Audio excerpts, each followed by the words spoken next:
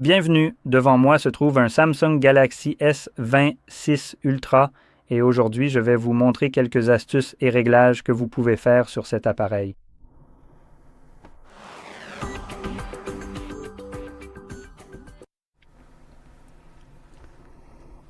Je vais donc commencer rapidement en mentionnant, pour ne pas vous faire perdre de temps, que certaines d'entre elles peuvent être assez simples et basiques, donc soyez prévenus, mais d'autres pourraient être des choses que vous n'avez jamais vues auparavant.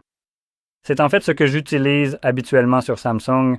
En général, c'est mon appareil principal au quotidien, juste pas la version Ultra, mais il y a quelques petites pépites cachées sur Samsung que j'aime vraiment beaucoup et dont je pense que les gens ne profitent pas vraiment ou même n'en parlent pas.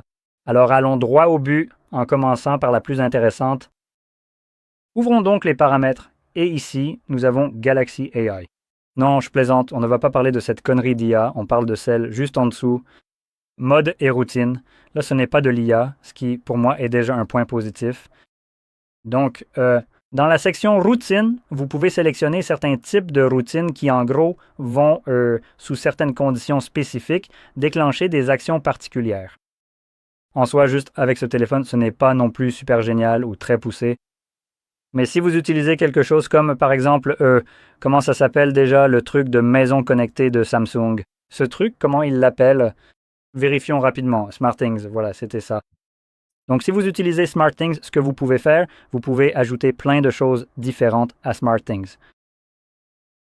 Ça peut en fait fonctionner en parallèle avec tout ça, donc ça rend le tout un peu plus sympa maintenant.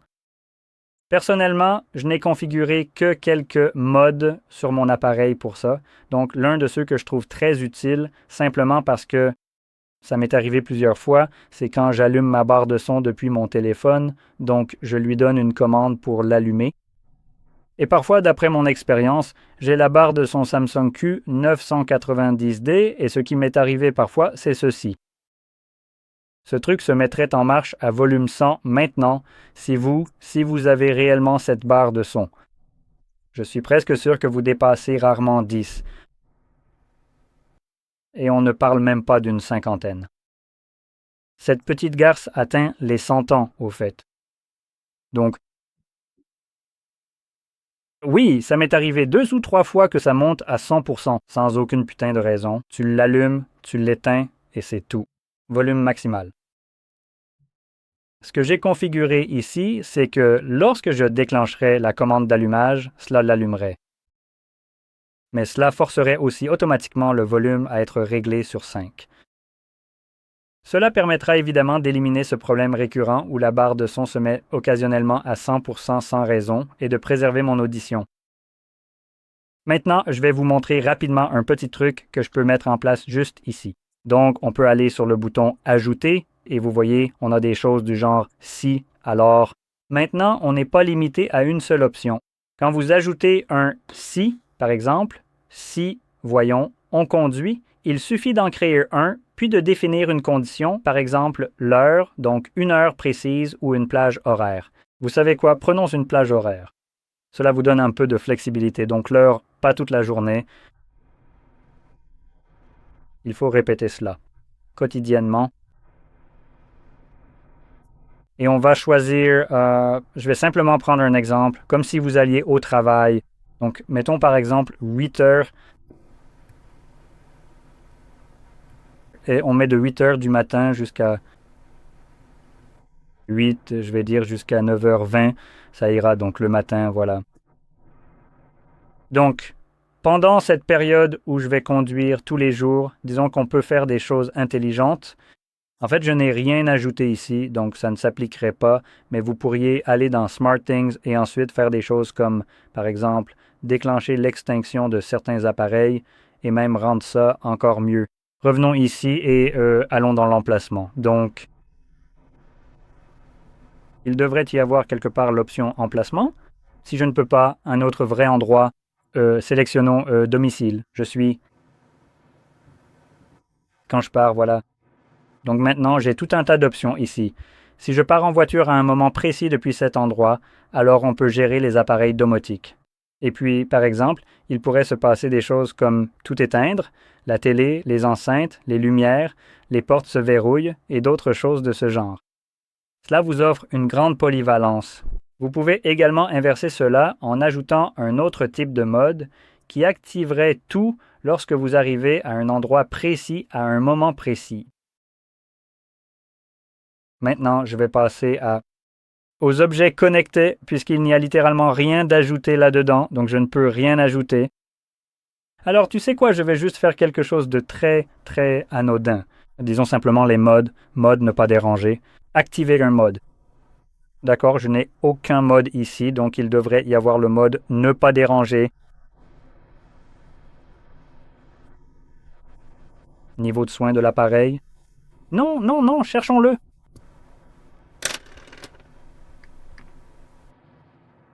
Voilà.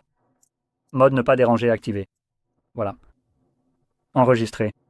Maintenant, vous pouvez le nommer comme vous voulez. Enregistrez-le. Vous pouvez même ajouter une icône personnalisée et c'est prêt. Donc, dès que vous remplissez ou atteignez tous les critères ici, alors le mode ne pas déranger s'activera. Maintenant, c'est très simple, mais comme je l'ai dit, le meilleur scénario concerne l'optimisation de la maison connectée. Le téléphone, c'est bien ça? Je n'ai jamais vraiment regardé ça en détail, mais je n'ai jamais trouvé de solution vraiment très détaillée à la fin d'automatisation comme celle-ci dans l'application SmartThings elle-même. Donc il semble que pour cela, il faille utiliser un téléphone Samsung et vous pouvez voir là-dedans qu'il y a beaucoup de choses que vous pouvez simplement configurer. Vous pouvez avoir tout cela qui fonctionne en même temps. Vous pouvez les activer ou les désactiver si vous le souhaitez. C'est donc une fonctionnalité fantastique. Une fois que vous l'avez configurée, vous pouvez simplement l'oublier et elle commencera à fonctionner. Et c'est plutôt efficace, je dois l'admettre, du moins au début. Cela peut sembler un peu intimidant, car il faut déjà avoir pas mal de choses différentes configurées spécifiquement pour une maison connectée. Mais une fois que c'est fait, c'est vraiment génial. Nous pouvons donc maintenant passer au son et à la vibration. Ici, il y a une option, laissez-moi juste prendre un petit accessoire. Donc ici, tout en bas, nous avons la qualité sonore et les effets. Et nous allons autoriser tout ce qu'il demande. Et nous avons ici quelques options qui sont plutôt sympas. La première, c'est Dolby Atmos. Vous pouvez donc l'activer. Maintenant, je ne suis pas vraiment au courant. Si cela s'applique à tous les types de sons provenant d'un appareil qui utiliserait Dolby Atmos ou un faux Dolby Atmos, soyons honnêtes. Parce que si vous utilisez des écouteurs ou des oreillettes, vous n'avez que, la plupart du temps, 2 canaux, gauche et droite. Dolby Atmos implique généralement que vous avez un ensemble supplémentaire de haut-parleurs. En réalité, qui diffuserait le son à partir d'un canal en hauteur, donc au-dessus de votre tête, ou lorsqu'il s'agit de quelque chose comme la barre de son de Samsung, la Q990D par exemple, elle possède dans les satellites et dans la barre de son elle-même des canaux supplémentaires en hauteur, qui essaient de faire rebondir le son sur votre plafond, ou en le projetant vers le plafond pour qu'il redescende ici. Ce n'est pas vraiment le cas ici. Je veux dire, c'est un téléphone. Il y a littéralement un haut-parleur ici en bas et cette petite fente juste là qui diffuse le son. Les écouteurs n'ont littéralement que la gauche et la droite, donc cet effet disparaît un peu. Donc je suppose qu'il va simplement simuler ce son en donnant une impression un peu plus spacieuse. Quand il s'agit de virtualisation du son, si vous avez de bons écouteurs et ce genre de choses, en général, ça sonne plutôt bien quand quelque chose est diffusé dessus. Comme le son qui pourrait venir de tout autour de vous, non? Donc, cela essaie essentiellement d'obtenir le même type d'effet, mais en utilisant Dolby Atmos. En plus, vous avez un égaliseur ici, et en général, ce n'est rien de spécial, mais je ne pense pas qu'aucun autre appareil ait un égaliseur qui puisse être configuré à l'échelle du système. Et si vous avez quelque chose comme des écouteurs, par exemple, ceux-ci sont les Bud 2, les 2 normaux, mais je sais aussi que les 2 Pro également. J'ai les mêmes réglages et, juste pour vous montrer ces réglages, je vais devoir sortir mon téléphone. Pour cela, laissez-moi simplement aller dans les détails du Bluetooth. Et voilà, je fais apparaître ça rapidement ici. Si je les ouvre, ils vont se connecter. Allez, dépêche-toi, voilà, ils sont connectés. Maintenant, je peux aller dans les paramètres et ici, il m'affiche les informations de base, me permet d'activer la réduction de bruit, etc. Mais en faisant défiler vers le bas, on a qualité sonore et effet. Et puis on a aussi l'égaliseur ici. Vous remarquerez que cet égaliseur ici me donne 6 options. mais il n'y a pas de mode personnalisé. C'est assez drôle parce que ce que nous avons ici, ce sont les paramètres des écouteurs eux-mêmes. Et différents écouteurs auront des options différentes ici. Par exemple, je peux vous confirmer avec certitude, pour l'avoir personnellement testé, que les Buds 3 Pro proposent bel et bien une option de personnalisation avancée juste ici. Je tiens à souligner ce point précis parce qu'en réalité, cela n'a finalement que très peu d'importance de savoir si le téléphone que vous utilisez. Actuellement, ces écouteurs n'ont pas le mode personnalisé dans les paramètres. Je ne peux choisir qu'entre, évidemment, ces 6 options qui sont là. Parce que si je vais dans ces paramètres, son et vibration, et que j'entre dans l'égaliseur ici, comme j'ai mis le mode personnalisé juste pour vous montrer ça sur mon téléphone, laissez-moi simplement aller dans les paramètres. Donc encore une fois, si je vais dans son et vibration, qualité sonore, égaliseur. J'ai aussi le mode personnalisé ici, et ce mode personnalisé s'appliquera également aux écouteurs eux-mêmes qui n'ont pas cette option à la base. Donc c'est une fonctionnalité générale et sympa que vous pouvez essayer ici si vous voulez adapter le son à vos préférences spécifiques. Maintenant, en plus, puisque nous parlons aussi des écouteurs, cela dépend du type de qualité d'écouteurs que vous avez. Peut-être que vous n'avez pas des Samsung, peut-être que vous avez des écouteurs bon marché comme des Xiaomi ou quelque chose comme ça. Ou l'équipe peut évidemment aussi avoir des Samsung. Peu importe vraiment, ce qui compte, c'est ce à quoi je vais faire référence, en gros comme la qualité. Car cela dépend des écouteurs. Ils peuvent avoir différents profils sonores qui sont réglés, par exemple, plus vers les basses ou plus neutres, selon qui les a conçus. En gros, vous savez régler. Ces écouteurs, ils ont tendance à avoir leur propre signature sonore. Appelons ça comme ça maintenant. La signature sonore n'est pas toujours la meilleure. Je ne suis pas là pour vous dire que, vous savez, un son axé sur les basses est mauvais ou quoi que ce soit dans ce genre. J'adore ça, mais ce vers quoi je vais plutôt orienter la discussion, c'est quand vous avez des écouteurs moins chers, par exemple, qui misent davantage sur ces basses. Les amateurs de basses. N'est-ce pas? Ils ont tendance à sacrifier d'autres aspects, par exemple les médiums ou les aigus, peu importe lesquels. Ce que vous pouvez potentiellement faire, c'est aller dans l'option d'adaptation du son. Nous allons autoriser cela, je vais l'activer, et ici, nous avons quelques options. Maintenant, ces options sont généralement conçues pour s'adapter à tout le monde. En réalité, qui appartiennent à différentes tranches d'âge, et dans ces tranches d'âge, on développe une certaine perte d'audition. Évidemment, cela s'aggrave avec l'âge. Donc, en gardant cela à l'esprit, vous avez ces options juste ici. Maintenant, celles-ci sont correctes. Elles ont une différence minuscule pour moi. Je n'entends pas vraiment beaucoup de différence. Je peux vous dire que, après avoir testé, selon les écouteurs, ils ont tendance à avoir un effet plus ou moins perceptible, donc cela variera en fonction de vos écouteurs ou casques. Et avec la même logique, ce que je recommande de faire, au lieu de sélectionner l'une de ces 3 options, c'est d'aller ajouter à nouveau un profil sonore personnalisé en utilisant l'application. Cette section ici est un égaliseur personnalisé général pour votre audition à l'échelle du système tant que vous utilisez vos écouteurs ou votre casque. Et c'est vraiment génial. Maintenant, je ne dis pas que votre audition est mauvaise. Je voulais juste le préciser.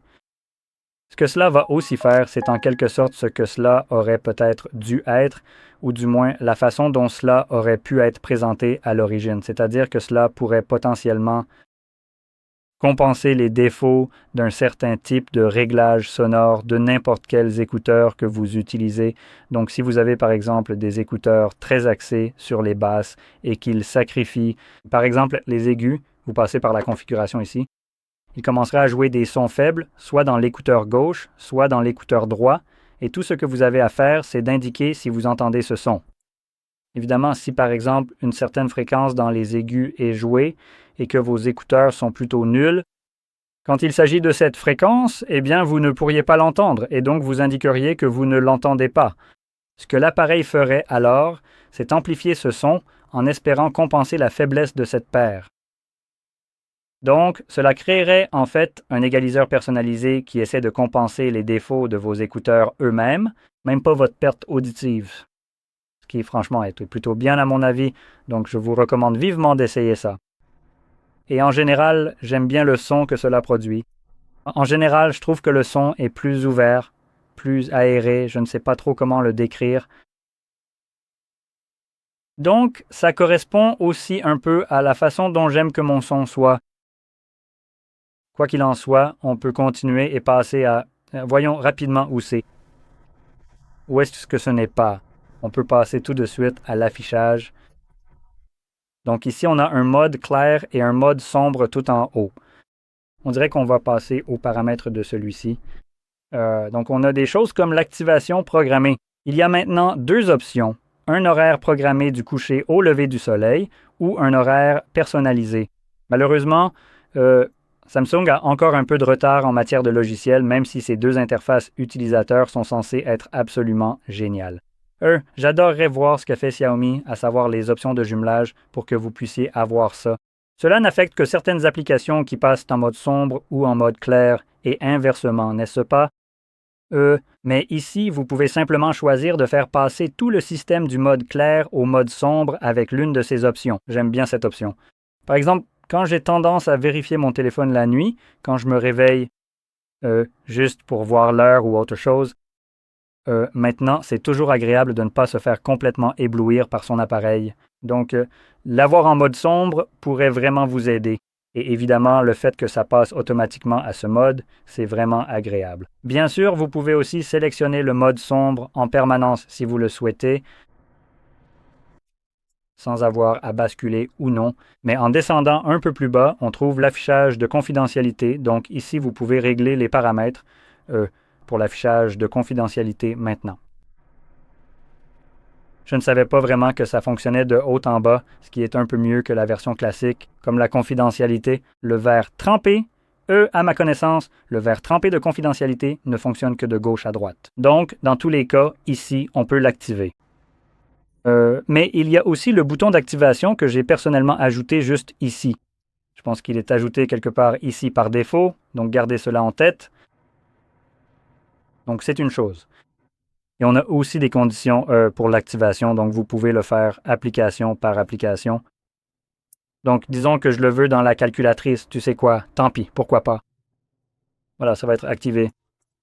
Donc maintenant, je vais soulever le téléphone, le bouger selon un angle et cherchons la calculatrice. La voilà. Je vais donc ouvrir la calculatrice. Et c'est pratiquement complètement disparu, non? Regarde ça, c'est là, et quand je la ferme, on voit que ça revient à la normale.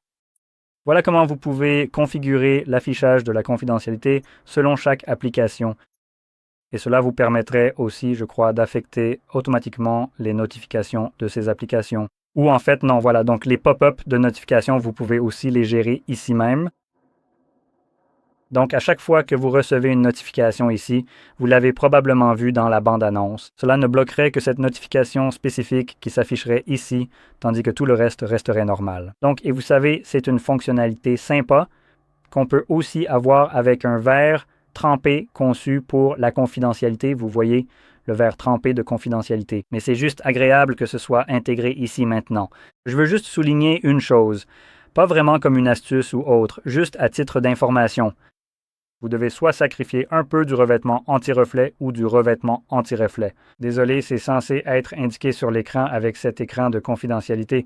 Donc, vous obtenez une fonctionnalité, mais l'ancienne est un peu dégradée maintenant. Ne vous méprenez pas. C'est toujours mieux que, par exemple, le S26 Plus ou le modèle normal. Car ceux-ci n'ont apparemment aucun type de revêtement anti-reflet. Il paraît qu'ils sont aussi sur le S26. Pour info, ça ne semble vraiment pas être le cas, car ils n'ont pas de revêtement anti-reflet. Ils n'ont pas d'écran de confidentialité, merde, ils n'ont pas les mêmes caméras. Non, désolé, il ne s'agit même pas de ces détails minuscules, ils ne tournent même pas sur le même processeur. Incroyable S26. J'ai raison, non? Maintenant, en descendant un peu plus ici, j'ai des choses comme la fluidité des mouvements. Ici, juste un petit détail rapide. Pour les personnes qui ne voient pas vraiment de différence entre ces options, passez en mode standard si vous ne remarquez pas vraiment de différence lors des mouvements. Si vous pouvez rester en mode adaptatif, il faut le sélectionner, cliquer sur Appliquer, puis Vérifier, puis revenir ici, sélectionner à nouveau celui-ci et vérifier encore une fois. Moi, je vois une différence et j'aime vraiment la fluidité du mouvement. Tout paraît vraiment agréable, fluide, comme du beurre. C'est donc ce que je préfère sélectionner. Mais comme je l'ai dit, si vous ne voyez pas de différence, choisissez simplement l'option standard. Aussi, je tiens à souligner à nouveau que si Samsung finit par reprendre le flambeau qu'ils ont laissé tomber il y a quelque temps, et qu'ils ajoutent des options supplémentaires comme l'ont fait d'autres concurrents comme Xiaomi, ce serait vraiment bien. Vous pourriez potentiellement avoir la possibilité de passer à ce genre d'options. Un mode personnalisé qui vous permettrait de fonctionner à un taux de rafraîchissement plus élevé, comme les 120 images par seconde que propose l'adaptateur, mais aussi de verrouiller certaines applications pour qu'elles tournent, par exemple, à 60. Un tel cas aurait donc été appréciable, par exemple, pour regarder Netflix. Les séries Netflix sont à 24 images par seconde, mais comme il y a du mouvement à l'écran, l'affichage fonctionne à 120. Je n'ai pas besoin que ça fonctionne 5 fois plus vite que le contenu que je regarde. C'est un peu contre-productif. En fait, même 60, c'est déjà plus du double du nombre d'images auxquelles le contenu est diffusé. Donc cela vous aurait en réalité donné un peu plus de choix. Maintenant, j'espère, c'est juste un espoir, que Samsung ajoutera cette fonctionnalité. Après tout, One UI est tellement génial et à ce stade, je dirais qu'il est en train de perdre face à MIUI. Alors espérons qu'ils vont reprendre ce qu'ils ont laissé tomber et l'implémenter aussi. C'est juste un petit changement simple. Donc croisons les doigts pour que cela apparaisse là-dedans. Maintenant, un autre point concerne la température de couleur adaptative, le ton de température. C'est en gros une tentative d'utiliser la caméra pour vérifier quel est l'éclairage autour de vous, puis adapter l'affichage à cet éclairage. Dans mon cas, les tons deviennent simplement un peu plus chauds, avec des nuances jaunes, rougeâtres, parce que j'ai effectivement quelques lumières chaudes autour de moi pour éclairer la scène. Et en plus de cela, si on va dans le mode d'affichage, on peut choisir entre vif et naturel, ainsi que ce curseur juste ici qui n'est pas disponible pour le moment, parce que, attendez, laissez-moi vérifier rapidement. Oui, parce que les tons adaptatifs sont activés. Si je le désactive ici, oh là là, c'est un énorme saut vers le bleu. Vous pouvez voir que maintenant, je peux le déplacer moi-même. Maintenant, je ne sais pas à quel point c'est visible sur la vidéo, mais le changement ici est très évident d'un réglage à l'autre. Ce qui n'est pas aussi évident, ce sont les différences entre vif et naturel, même si ici c'est un peu plus visible, mais de vif à naturel. Je peux surtout voir les différences dans le rouge. Le rouge sur les appareils Samsung est toujours complètement exagéré. C'est vraiment exagéré, et c'est pareil ici. En le passant en ton naturel, ça baisse un peu, mais c'est encore trop. Mais ça paraît un peu plus cohérent avec les autres couleurs. Parce que, en général, j'ai l'impression que le rouge ressort beaucoup plus que n'importe quelle autre couleur ici. Et vous pouvez le voir sur cette petite roue, juste ici. Le rouge paraît juste un peu trop vif par rapport aux autres couleurs. Le rose est aussi un peu exagéré, mais le rouge, c'est vraiment le plus flagrant. Passer en mode naturel enlève ça. Mais au final, c'est entièrement à vous de choisir. Si vous préférez les couleurs vives, alors gardez-les sans hésiter. Il n'y a pas de bonne ou de mauvaise option ici. Maintenant, si on descend encore plus bas, on trouve la résolution de l'écran. Cet appareil fonctionne en résolution 1440p. L'écran la prend vraiment en charge, mais Samsung, pour des raisons d'autonomie, le fait tourner en 1080p.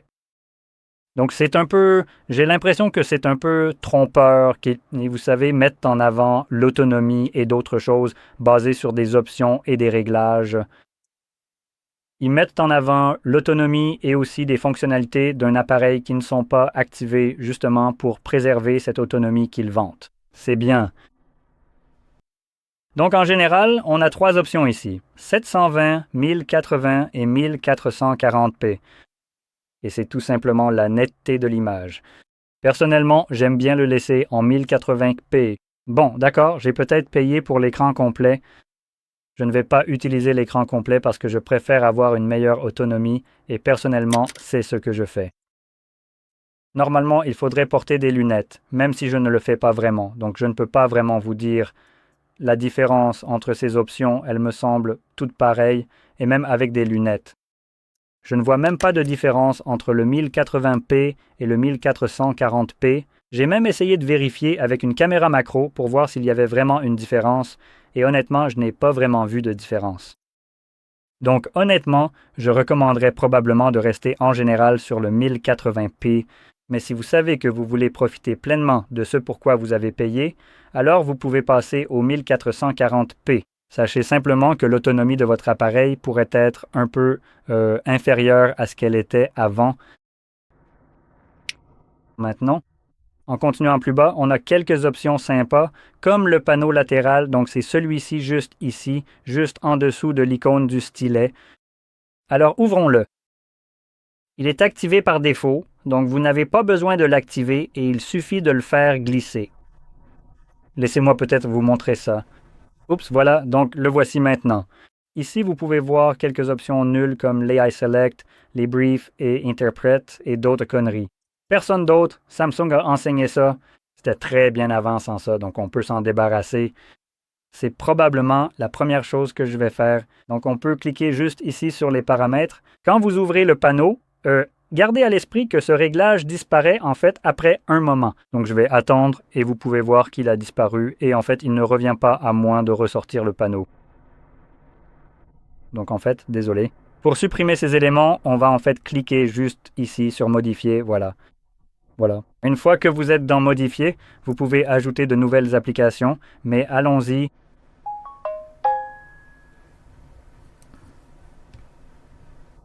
Cliquons juste ici. Et quand vous le faites, vous voyez qu'on a plein d'options différentes. Donc je vais juste faire pouf, pouf, pouf, pouf et pouf pour virer tout ça de mon écran. Et c'est bon, on est prêt. Et à partir d'ici, on peut maintenant ajouter plein de choses différentes. Bam! Et on peut revenir en arrière. Donc je peux voir qu'on a maintenant une liste étendue de différentes applications. Vous ne voulez probablement pas balancer toute votre bibliothèque d'applications ici. Je ne pense même pas que ce soit possible, mais bon, cette liste peut être vraiment longue. Ici, j'ouvrirai des applis par-dessus les autres, car c'est mon usage principal. On peut aussi partager l'écran entre les paramètres et la calculatrice, par exemple. Je le maintiens appuyé, glissez-le hors du panneau et déposez-le ici. Il s'ouvrira en mode fenêtre flottante. Je peux aussi simplement cliquer dessus pour l'ouvrir dans ce mode. Donc ce n'est pas vraiment une fonctionnalité exceptionnelle, mais si je le déplace en haut, il passe en écran partagé en haut ou en bas. Maintenant, en plus, ce que je peux faire, c'est... Oh, intéressant.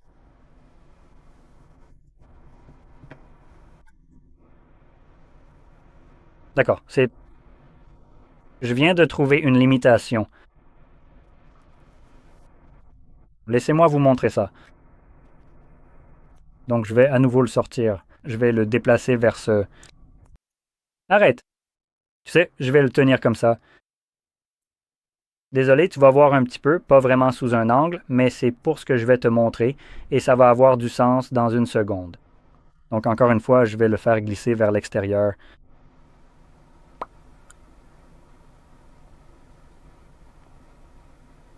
Tu vois ça? Donc, tout à l'heure, j'ai dit que la calculatrice était l'application qui active l'affichage privé. Maintenant, logiquement, je m'attendais à ce que, même si je n'y avais pas vraiment pensé, je ne réfléchissais pas à ça. C'est pourquoi je n'ai pas choisi la calculatrice précisément pour cette raison. Mais maintenant que je vois ça, je m'y serais attendu. Que lorsque tu ouvres la calculatrice qui a l'affichage privé activé, ça n'activerait pas l'affichage privé. Sur l'ensemble de l'écran, mais seulement sur cette moitié. Mais clairement, tu peux voir que je vais la faire disparaître complètement maintenant. Je ne m'attendais pas à ce qu'il l'affiche sur tout l'écran, étant donné que l'application elle-même n'en occupe qu'une partie. Donc c'est un autre petit détail à prendre en compte quand on utilise l'affichage privé et aussi le mode écran partagé. En dehors du fait que tu actives l'affichage privé, évidemment, cela réduit la luminosité de l'écran. Donc, bref, maintenant si on retourne dans le panneau latéral, il y a quelques petites choses que j'aimerais faire ici aussi. Donc on va aller dans la poignée. La poignée. C'est ce panneau, ou peu importe comment on l'appelle, qui est sur le côté ici, celui sur lequel tu fais glisser vers le haut pour accéder à la fonctionnalité. Donc ce que j'aimerais faire, c'est tout d'abord changer la couleur pour quelque chose d'un peu plus visible en ce moment. Voilà, maintenant on peut beaucoup mieux le voir.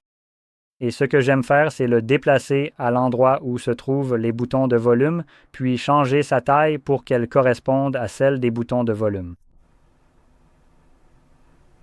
Voilà, c'est bon. Ok, je vais juste le descendre un tout petit peu, voilà. Je vais changer pas mal de choses, mais bon.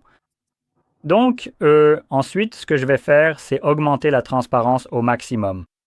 Maintenant, on peut encore voir un peu ce contour juste ici, mais dès que je reviens en arrière, il disparaît, donc c'est complètement invisible. Mais comme on l'a placé là où sont les boutons de volume, je sais toujours où il faut faire glisser pour le faire apparaître. Et une chose de plus ici, ce sont les panneaux. Il scanne d'autres panneaux supplémentaires qui sont ici. Ce sont juste ceux par défaut. Je ne sais pas pourquoi. Parfois c'est visible, parfois non, mais il se peut que vous voyez un bouton juste ici pour aller dans la boutique et découvrir d'autres panneaux que vous pourriez ajouter. Maintenant, je veux être honnête, ces panneaux seront probablement, pour la plupart, payants. Surtout les meilleurs, ils coûtent clairement de l'argent. Ce n'est pas un prix excessif, genre $1,99 ou quelque chose comme ça, mais bon, c'est quand même un peu nul de devoir dépenser de l'argent en plus pour quelque chose qui vient avec votre appareil à $1,200. Mais si vous trouvez quelque chose qui, selon vous, améliorerait énormément l'utilisation de cet appareil, je pense que dépenser $1,99 ou quelque chose comme ça ne va pas vous ruiner. Et si vous en faites vraiment bon usage, pourquoi pas, après tout. Maintenant, passons à la barre de navigation. Je vais juste aborder rapidement ce point ici, car j'y reviendrai dans un instant. Donc, si on entre ici, on peut choisir entre les boutons et les gestes avec... On a les boutons juste ici, et il y a plus d'options pour changer l'emplacement du bouton retour et du bouton application récente. Et les gestes vous permettent simplement d'en modifier la sensibilité, ainsi que de bloquer les gestes provenant du S Pen. Donc, si vous voulez bloquer les gestes du S Pen, vous pouvez le faire. Personnellement, je préfère ne pas le faire. Bref, maintenant, vous pouvez le faire. Aussi, si vous avez déjà utilisé un Samsung, vous avez probablement remarqué qu'il manque certaines choses ici. Il y avait plus d'options auparavant. C'est pourquoi je tiens absolument à adresser mes félicitations, ainsi que mes critiques de manière tout à fait simultanée. À l'époque où j'utilisais, quand il est sorti, le Samsung Galaxy Fold, je crois que c'était le 4 ou le 5, je ne me souviens plus lequel exactement. L'un de ces deux-là, la version de One UI à l'époque, permettait de masquer la barre de guide en bas ici avec la navigation gestuelle. Maintenant, le Fold a bien ce genre de panneau qui peut simplement sortir en glissant lentement. Donc, il se peut que ça n'ait pas changé, mais je ne sais pas. Mais en tout cas, il y avait cette option. Vous pouviez l'activer à l'époque. Tant que vous n'utilisiez pas un lanceur tiers, si vous le faisiez, c'était comme si Samsung intervenait et vous disait « Oh non, non, reste à ta place, tu n'utiliseras pas de lanceur tiers » et masquer la barre de guide tout en ayant toujours accès à notre petit panneau juste là. Et en fait, c'était possible à cause d'un bug.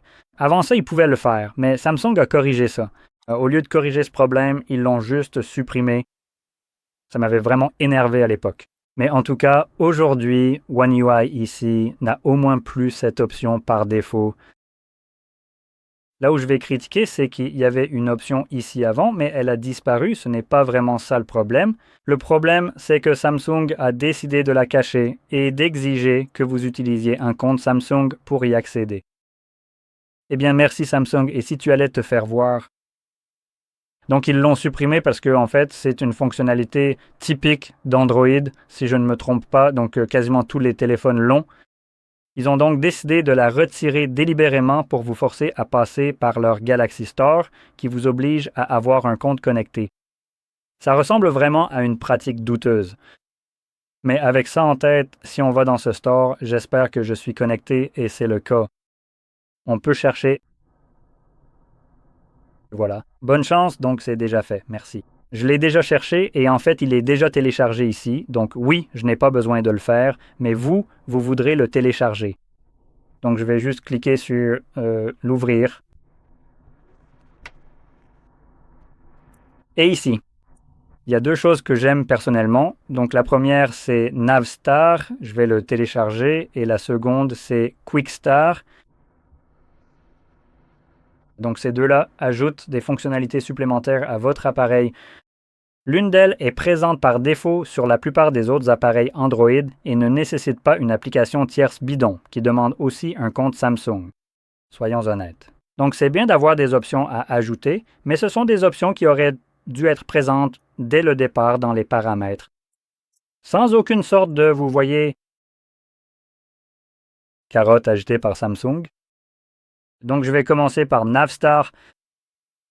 Celui-ci vous permet, une fois activé d'ailleurs, de personnaliser votre navigation. Bouton, barre. Alors, selon que vous ayez des boutons ou des gestes, cette section change en fait. Si vous allez ici, cela changera si vous avez des boutons, donc naviguez ici. Avec ce que vous utilisez, je vais aborder cela du point de vue des gestes, car je trouve qu'il y a pas mal d'options. Donc, premièrement, on peut activer l'indicateur transparent qui n'a plus vraiment d'effet. Pour info, ça donne juste l'impression que tout descend, vous pouvez voir que le texte s'abaisse. Maintenant, la raison pour laquelle ce texte s'abaisse auparavant sur Android, si j'ouvre autre chose, allons dans les paramètres. Je pense que ça aurait été bien. D'accord, et maintenant c'est un peu plus difficile à vous montrer, peut-être le navigateur. Oui, le navigateur. D'accord, vous pouvez en fait le voir ici. Alors, laissez-moi faire défiler. Voilà. Donc, j'essaye de... Donc, vous pouvez voir en ce moment tout en bas, là où se trouve la barre. Ça coupe le texte. Je peux faire ce petit truc rapidement. Je vais aller dans la galerie juste pour vous montrer. Vous pouvez le voir clairement ici. Il y a une barre. Là où se trouve la barre de navigation et cela obstrue une partie de la vue, vous pouvez, j'espère, le voir. C'est quand il y a ce petit bouton juste ici, il est coupé ici, là où se trouve en fait la poignée pour ça. Donc, quand on retourne à la nav, maintenant juste ici, si on masque ceci et qu'on retourne dans nos paramètres, ou donc dans les paramètres, notre navigateur, voilà, on peut voir que cela n'arrive plus. Maintenant, le texte traverse la barre. La barre n'a plus de navigation, la barre n'a plus rien. C'est un peu comme s'il n'y avait plus de fond derrière qui pourrait masquer quoi que ce soit. Donc c'est une chose supplémentaire que je peux faire parce que cela n'affecte pas vraiment le système tant que ça, comme beaucoup de ces éléments.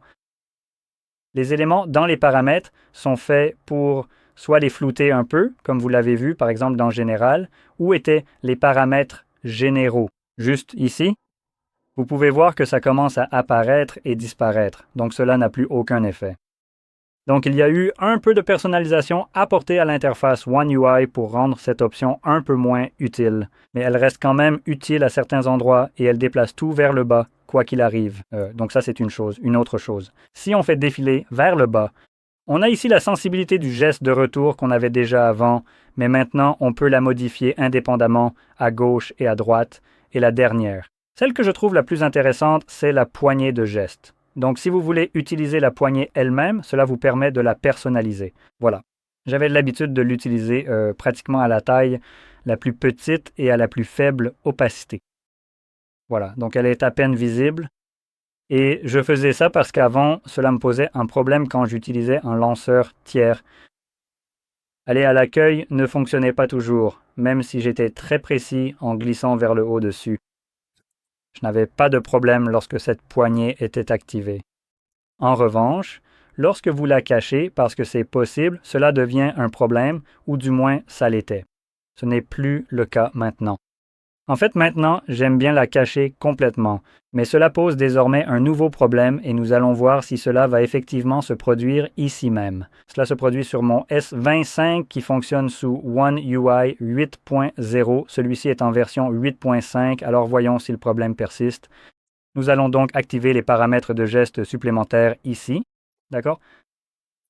Et cela nous ramène automatiquement aux paramètres, et dans les paramètres, nous pouvons maintenant masquer le geste. Indice alias. Cette barre en bas à droite disparaît complètement de notre vue. C'est super épuré, ça a l'air vraiment bien. Voyons maintenant si cela a corrigé le problème. D'accord, laissez-moi vérifier où cela a un impact sur mon appareil. Donc, est-ce que le paramètre est concerné? Le paramètre est-il affecté? Non, les paramètres ne sont pas affectés. D'accord, cela explique probablement la chose. D'accord, ce n'est pas ce que j'ai remarqué. Ce que je ne vais pas pouvoir montrer ici parce que je ne pense pas que je le dise.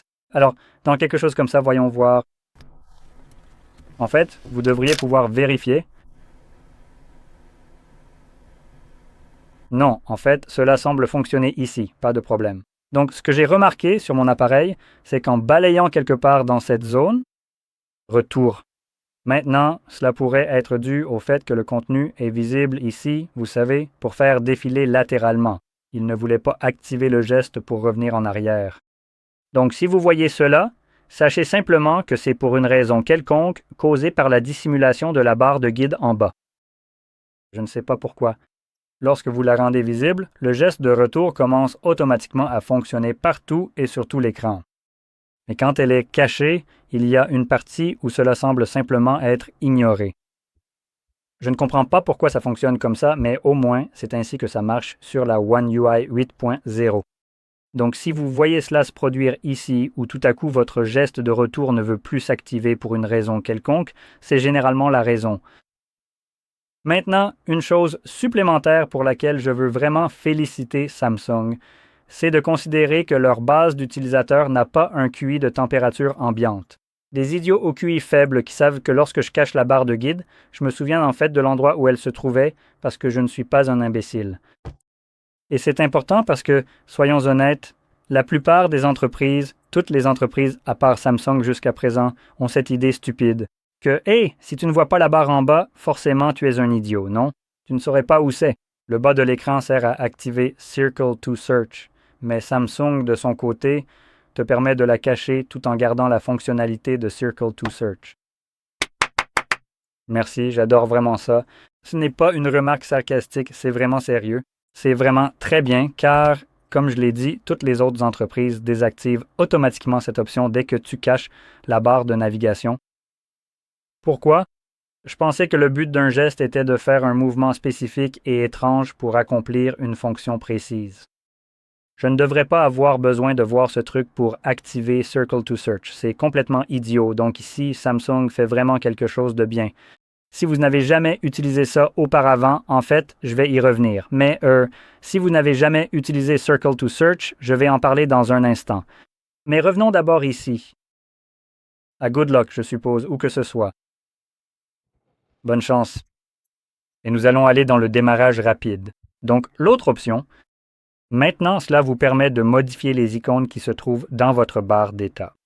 Encore une fois, une option que Android propose, mais que Samsung a décidé de cacher, mais c'est quand même bien qu'on puisse faire quelque chose à ce sujet. Donc, on peut personnaliser son propre panneau rapide. Voyons voir. Donc, on peut le changer ici. En gros, le personnaliser avec un thème, c'est plutôt sympa.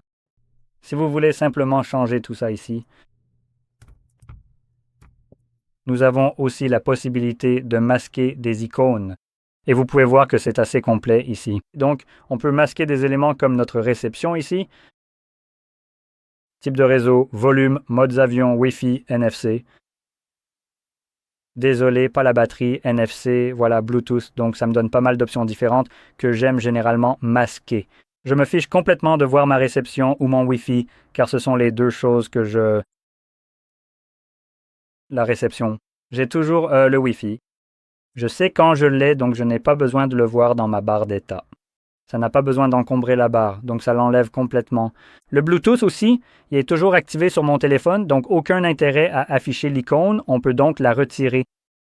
Donc c'est généralement plutôt sympa pour donner un aspect plus épuré. Maintenant, de toute façon, je veux aborder encore une chose que j'ai un peu oubliée. Donc une chose de plus quand j'en parlais.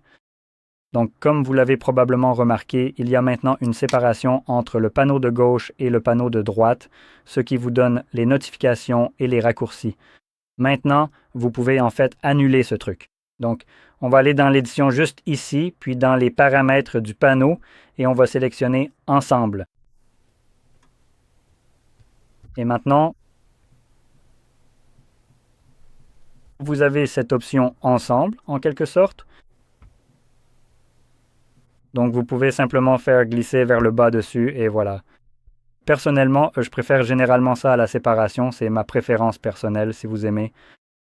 Voilà. C'est fait maintenant, en tout cas, passons maintenant à la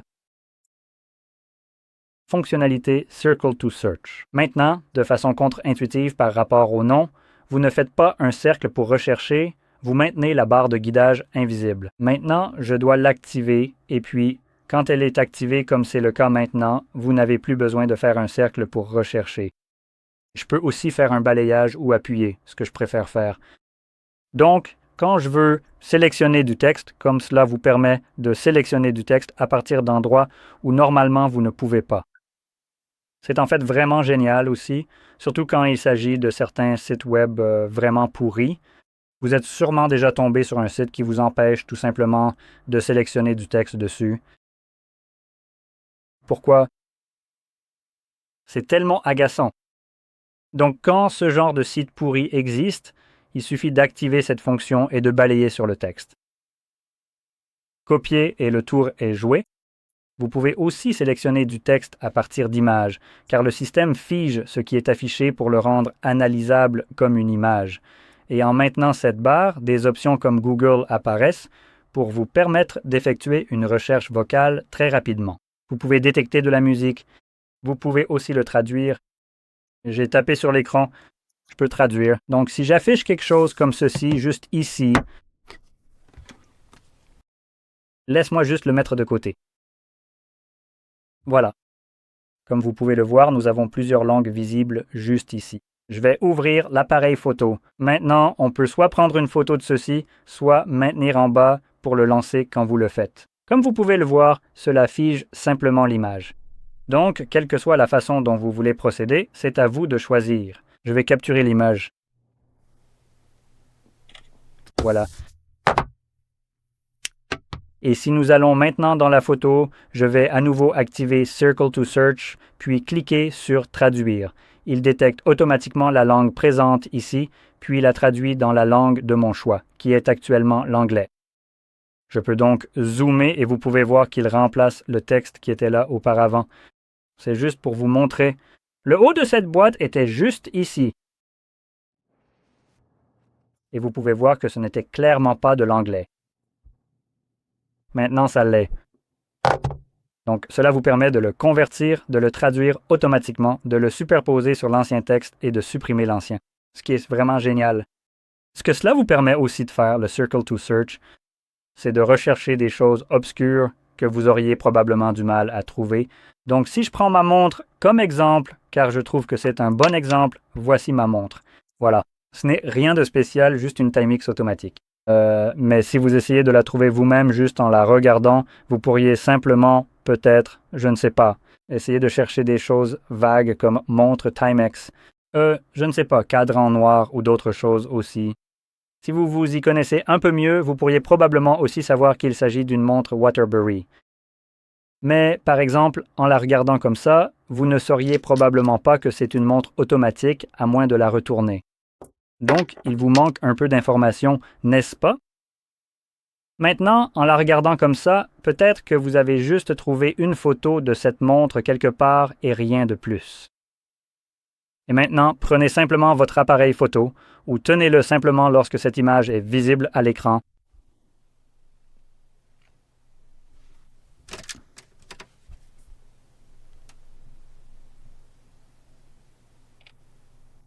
Pour une raison quelconque, cet appareil photo a un effet très étrange avec ça, où les couleurs ne sont pas vraiment bonnes. Donc c'est beaucoup trop sombre. Il considère ce marron, qui est bien plus éclatant, comme étant presque noir. Je dois vraiment surexposer à fond cette image pour qu'on voit que ce n'est pas noir. Donc c'est un peu étrange, mais voyons s'il va le trouver. Donc maintenant, on a une photo de ça, et vous pouvez juste... D'accord, j'ai appuyé sur un texte. Essayons d'appuyer sur une image. Voilà. Voyons s'il trouve la bonne. Tu n'as pas tort, mais tu n'as pas raison non plus ici. Il m'affiche, si je fais défiler vers le bas, il ne m'a pas montré le numéro du modèle, ce qu'il fait généralement quand il le voit un peu mieux. Comme je l'ai dit, il y a quelque chose d'étrange avec la gamme S26, il y a un truc qui cloche. Pour une raison quelconque, les photos qu'ils produisent ne sont pas bonnes. Elles sont nettes, ne vous méprenez pas, mais au niveau des couleurs, elles ne sont pas assez bonnes pour que Google sache vraiment ce qu'il regarde. Et je le remarque moi-même, en regardant ces photos, elles ne ressemblent pas à ce qu'elles devraient. Donc, à cause de ça, la recherche Google devient un peu brouillonne parce qu'elle ne voit pas vraiment les couleurs exactes du produit. Mais si je fais défiler vers le bas, je peux voir des choses qui s'en rapprochent beaucoup.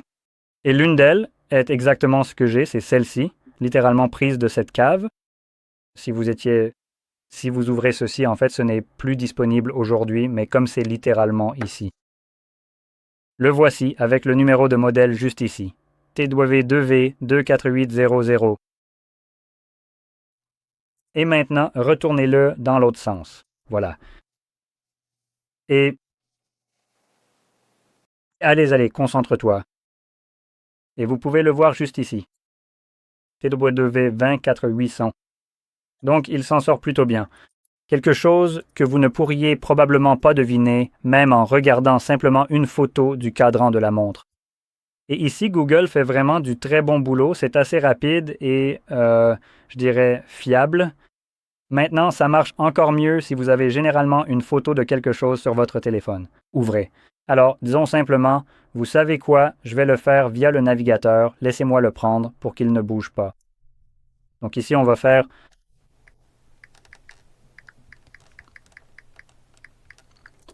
juste un petit truc rapide. On va aller dans les images et cherchons, vous savez, n'importe quelle image qui semble peut-être venir de Reddit ou quelque chose comme ça. Pas celle-ci, ça ira. Donc, je vais cliquer dessus juste pour l'agrandir un peu. Est-ce que je viens vraiment de... Ça a l'air presque identique.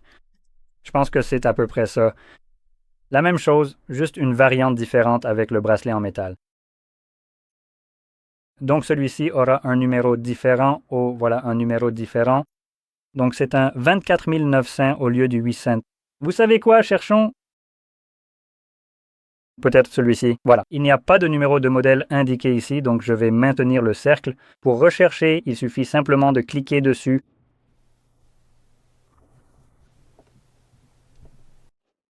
Et il trouve le numéro de modèle juste ici. Et comme je l'ai dit, quand l'image est meilleure, comme celle-ci, où les couleurs et l'exposition sont un peu meilleures que ce que Samsung vous propose ici. Ça rend la recherche de ce genre de choses vraiment très facile.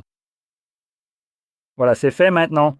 Cela conclurait en gros ce que j'avais à vous montrer, que je voulais vous montrer. Donc si vous avez trouvé cela très utile, n'oubliez pas de liker, de vous abonner et merci d'avoir regardé.